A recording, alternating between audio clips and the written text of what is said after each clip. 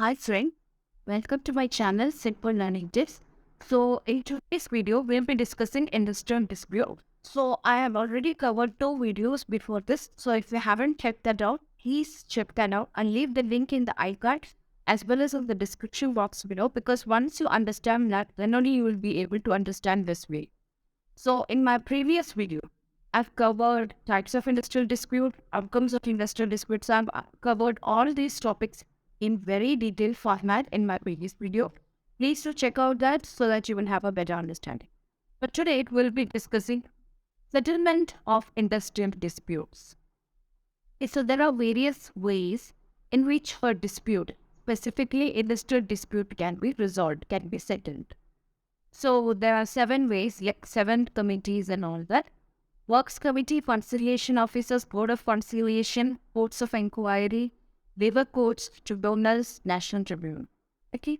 But today we'll not be discussing all these topics. We'll be discussing 3 topics. Works Committee, Conciliation Officers, Board of Conciliation. And the rest of the topics I'll be discussing in my next video, which I'll be uploading very soon.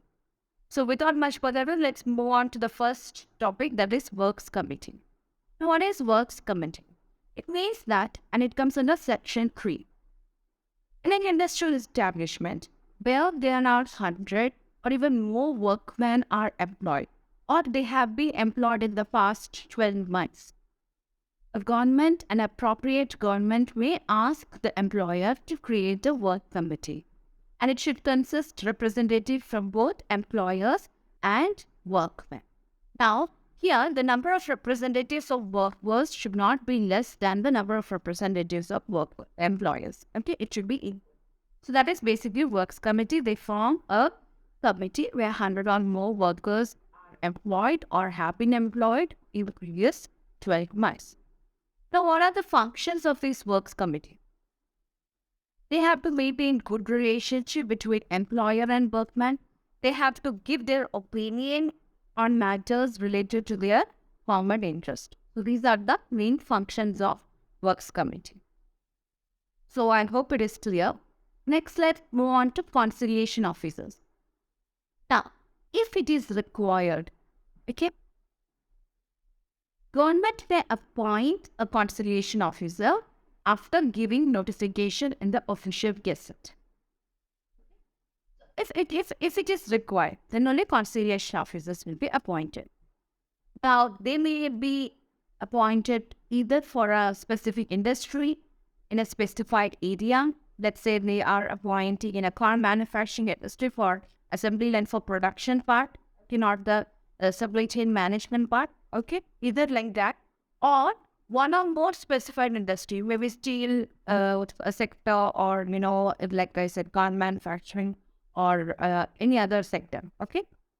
Now, they can be formed either permanently for the purpose of permanent type or for a limited time. So it depends on case to case basis. Now, what are the various functions of conciliation officers? Now, conciliation officers, they conduct the conciliation proceedings in a prescribed manner. Whatever the dispute has happened in the particular sector, they conduct conciliation proceedings. How they will investigate the dispute, and they try their best to make both the parties, to convince both the parties to reach to an agreement and to have an amicable and fair dispute settlement. And once that is achieved, conciliation officers shall send a report about the dispute settlement to the appropriate government with a memorandum of settlement signed by both the dispute parties. So whoever parties has been involved in the dispute, they have to sign a memorandum of settlement that's which has been resolved, and the conciliation officer will forward that settlement to the appropriate home. But suppose there is no settlement has been arrived. What will happen there is, conciliation officer, as soon as the investigation is over, he will prepare a detailed report considering all the facts and findings why the dispute was not settled and the action taken by him, the steps taken by him for resolving this dispute. And he will give each and every detail in his opinion why the settlement has not been arrived at all. Now, again, he will forward this report also to the appropriate government. And if the appropriate government is convinced that there is a case, they will refer this case to a board, labor court, tribunal, or national tribunal as the case depends. If there is no need of reference and we see that, there is no case, then the appropriate government will communicate this matter to the related disputed parties. So I hope it is get is all very simple things. If you are even in schools, disciplinary committees will be there, and how they will do it. If a student has been found out that he had done some kind of malpractice, then exam. I'm just giving you an example. Please do quote these in your exams because this is just for your understanding. So some malpractice has been corrected. What the teachers will do, they will report into the principal. Analyze the case, whether to suspend the student or whether it was a one-time, thing that has happened. So when he try to resolve it, he will either give the student a chance or suspend him for some time or will inform his parents and caution him. So all those things. Same in the industry level also. These people, they will get a conciliation of investigation. Either they will reach an agreement or if not, if they have not reached the agreement, then prepare that report also and then send it to the government and the appropriate government. If they feel there is a need, there is a case, they will forward it to further. They will forward further. If not, they will inform the disputed party. Okay, so I hope it is clear. That is conciliation. Now, all these reports, it should be submitted within 14 days of the commencement of conciliation, or even shorter period, or if any fixed time that is fixed by the appropriate. Next one, Board of Conciliation.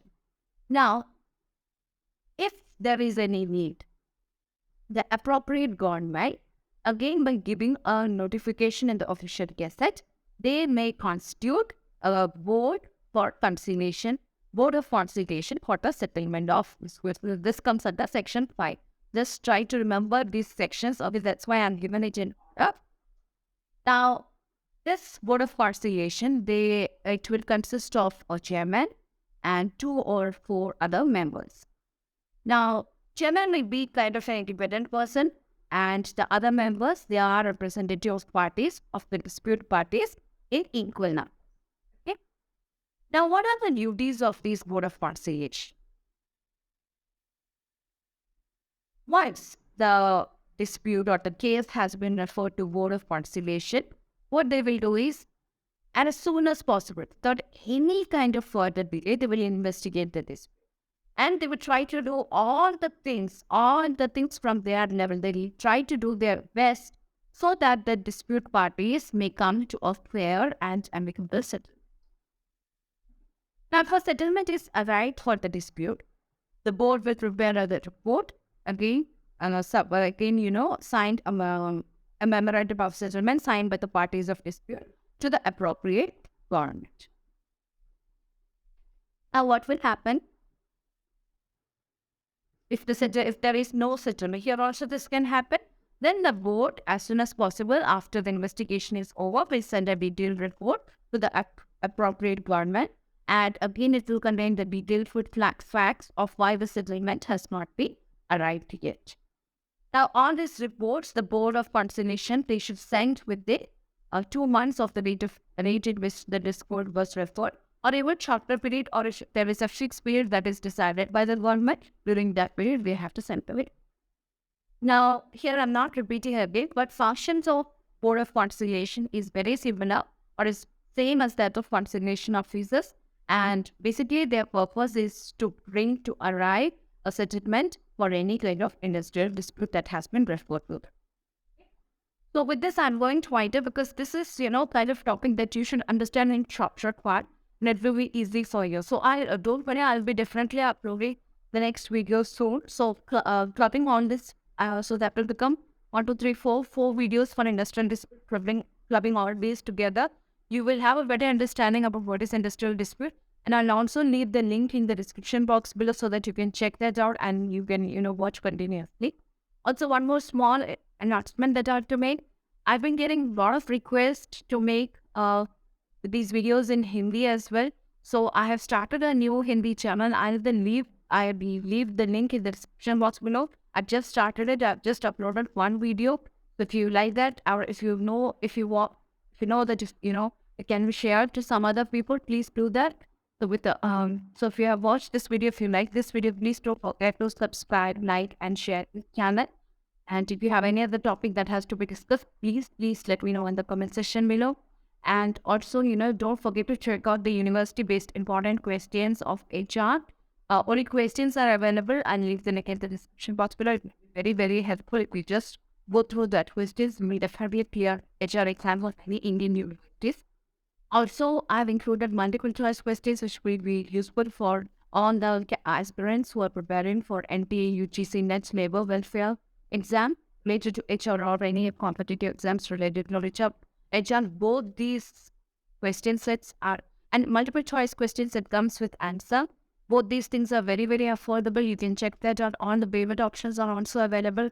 If you have any doubt in that, please you can mail me or even you can DM me in my Insta handle. Thank you so much for watching this video. Thank you and stay tuned for more. Thank you.